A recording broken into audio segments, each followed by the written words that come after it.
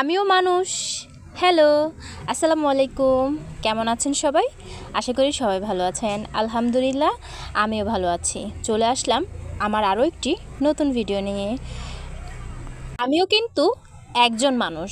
সবাই ভাবে আমি কিছুই বুঝি না, চুপ করে থাকি, মানে আমি অনুভূতিহীন।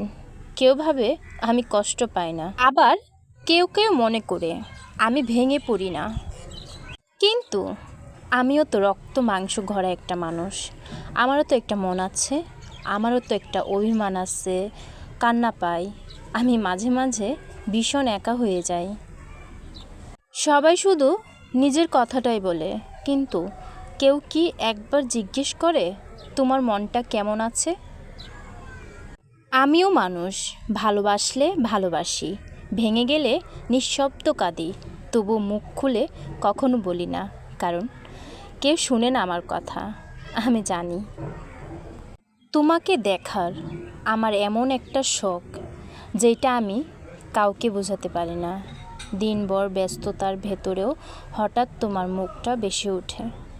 অনেকবার নিজেকে বুঝিয়ে দেখানোর চেষ্টা করি, লুকানোর চেষ্টা করি, কিন্তু সত্যি হলো এক ঝলক দেখলে বুকটা হালকা হয়ে যায়। তুমি হয়তো জানো না, আমি ভালো করেই জানি, জেনেও কিন্তু অভিমান করি। কারণ কি, আমার অভিমান ভাঙানোর কোনো মানুষ নাই। আমি তোমার উপর আরও বেশি বেশি অভিমান করি, কিন্তু সে মানুষটাকে আমি চিনি না। অনেক অনেক অভিমান করি, অভিমান করে চুপ করে থাকি। আল্লাহ চাইলে সব কিছু সম্ভব। কিছু কষ্ট আছে যার কোনো নাম নেই, ভেতরটা পুরো ছারখার হয়ে যায় ঠিক, কিন্তু বাহিরে কোনো আগুন চিহ্নও থাকে না। এর কষ্টগুলো কোনো ভাষা নেই, কোনো শব্দ নেই, শুধু বুকের বাঁদিকে এক অদ্ভুত ভারী পাথর হয়ে থাকে।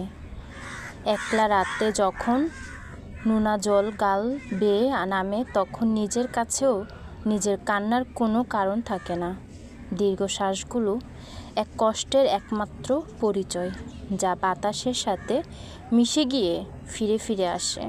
কিছুক্ষণ এমনি হয়ে যায়, সময়ের সাথে কমে যায়, বরং বেইমানি এক বিষণ্ণ হয়ে সারা জীবন সঙ্গী হয়ে থাকে।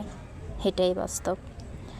মানুষের এই দীর্ঘ নিঃশ্বাসগুলো অনেক কঠিন, এত সহজ নয়, খুবই কষ্টের। কথাই যত্ন, কথাই ভালোবাসা, কথাই মায়া, কথাই সম্মান, আবার সে কথাই কিন্তু